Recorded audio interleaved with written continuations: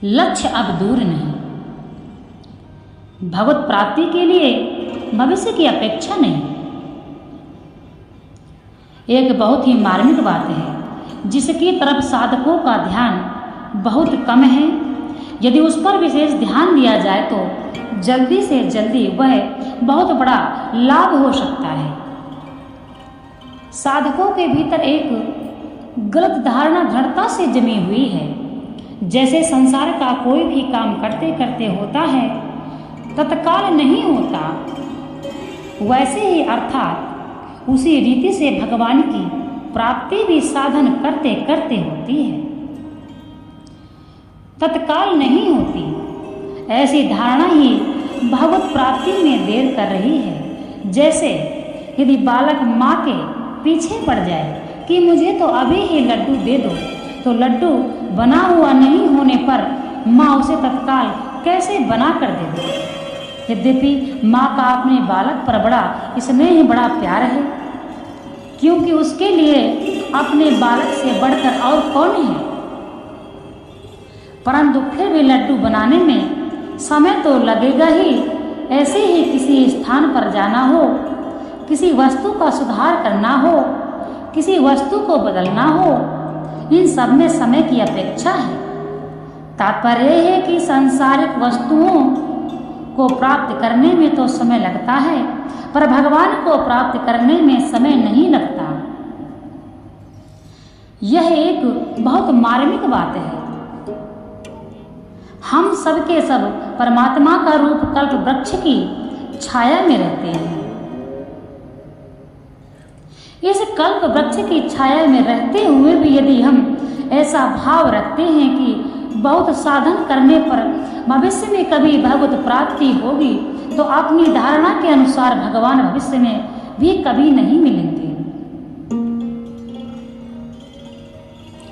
यदि हम ऐसा भाव बना लें कि भगवान तो अभी मिलेंगे, तो वे अभी ही मिल जाएंगे। भगवान ने स्वयं कहा है, जो भक्त जिस प्रकार मेरी शरण लेते हैं, मैं उन्हें उसी प्रकार आश्रय देता हूँ।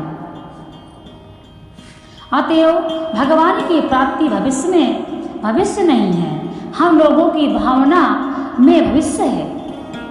इस समय इस विषय में एक बात विशेष महत्व की है कि सांसारिक जितने भी काम हैं, सब के सब बनने और बिगड़ने में वाले हैं। बनने वाले काम में देर लगती है, परंतु बने बनाए यानी विद्यमान काम में देर कैसे लग सकती है। परमात्मा भी विद्यमान है और हम भी विद्यमान हैं। उनके और हमारे बीच देश काल आदि का कोई भी व्यवधान नहीं है। फिर भी परमात्मा की प्राप्ति देर क्यों, अर्थात परमात्मा की प्राप्ति में देर क्यों लगना चाहिए। भगवान सब समय में, सब देश स्थान में, सब वस्तुओं में तथा सब प्राणियों में विद्यमान है। समय देश वस्तु प्राणी आदि सब के सब बदलने वाले हैं, अर्थात निरंतर नहीं रहते। इसके विपरीत हम भी निरंतर रहने वाले हैं और भगवान भी। ऐसे भगवान को प्राप्त करने के लिए हमने ऐसी धारणा बना ली है कि जब संसार का कोई भी साधारण काम भी शीघ्र नहीं होता, तब तो सबसे महान है उन भगवान की प्राप्ति कार्य शीघ्र कैसे हो जाए। परंतु वास्तव में सबसे ऊंची वस्तु सबसे सहज सुलभ भी होती है। भगवान सबके लिए हैं और सबको प्राप्त हो सकते हैं। स्वयं हमने ही भगवान की प्राप्ति पर आड़ लगा रखी है कि वे वैरागी त्यागी पुरुषों को मिलते हैं, हम गृहस्थियों को कैसे मिलेंगे। वे जंगल में रहने वालों को मिलते हैं, हम शहर में रहने वालों को कैसे मिलेंगे। कोई अच्छे गुरु नहीं मिलेंगे तो भगवान कैसे मिलेंगे। कोई बढ़िया साधन नहीं करेंगे तो भगवान कैसे मिलेंगे। आजकल भगवत प्राप्ति का मार्ग बतलाने वाले कोई अच्छे महात्मा भी नहीं रहे, तो हमें भगवान कैसे मिलेंगे। हमारे भाग्य में ही नहीं है तो भगवान कैसे मिलेंगे। हम तो अधिकारी ही नहीं हैं तो भगवान हमें कैसे मिलेंगे। हमारे कर्म ही ऐसे नहीं है तो भगवान हमें कैसे मिलेंगे? इस प्रकार ना जाने कितनी आड़ हमने स्वयं ही लगा रखी है। भगवान को हमने इन आड़ों के पहाड़ों के ही नीचे दबा दिया है। ऐसी स्थितियों में बेचारे भगवान क्या करें, हमें कैसे मिलेंगे? पार्वती ने तप करने से शिवजी मिले, ऐसा भाव रखकर स्वयं ही शिवजी की प्राप्ति आड़ लगा दी थी। इसी कारण उन्हें तप करना पड़ा। तपस्या का भाव भीतर रहने के कारण तप करने से ही शिवजी मिले। इसी प्रकार भाव के कारण ही ध्रुव को 6 मास के तपस्या के बाद भगवान मिले। भगवान के मिलने में वस्तुतः कोई देर नहीं लगी। जिस समय ऐसा भाव हुआ कि अब मैं भगवान के बिना नहीं रह सकता, उसी समय भगवान मिल गए। किसी योग्यता के बदले में भगवान मिलेंगे, यह बिल्कुल गलत धारणा है। यह सिद्धांत है कि किसी मूल्य के बदले में जो वस्तु प्राप्त होती है वह वस्तुतः उस मूल्य से कम मूल्य की ही होती है।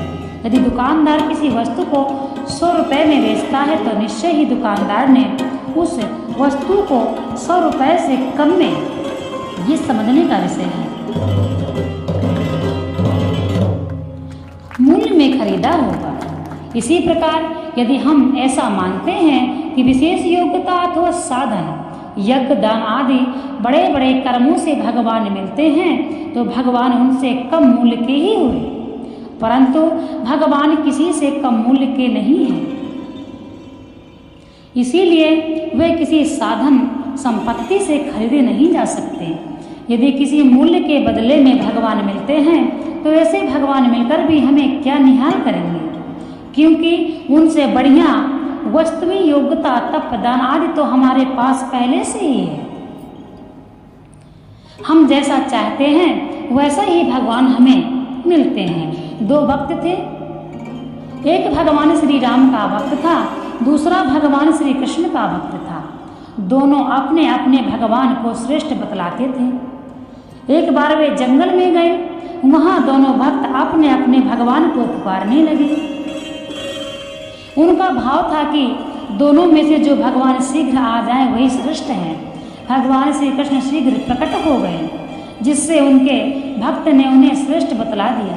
थोड़ी देर में भगवान श्री राम भी प्रकट हो गए। इस पर उनके भक्त ने कहा कि आपने मुझे हरा दिया भगवान, श्री कृष्ण तो पहले आ गए पर आप देर से आए, जिससे मेरा अपमान हो गया। भगवान श्री राम ने अपने भक्त से पूछा, तूने मुझे किस रूप में याद किया था?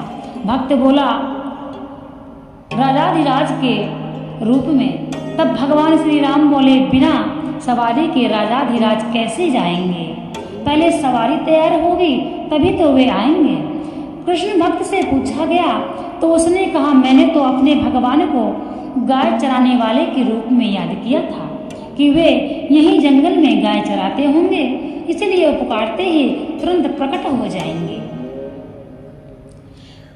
दुशासन के द्वारा भरी सभा में तीर खींचे जाने के कारण द्रौपदी ने द्वारकाधीश कृष्ण को कहकर भगवान को पुकारा था, तो भगवान के आने में थोड़ी देर लगी।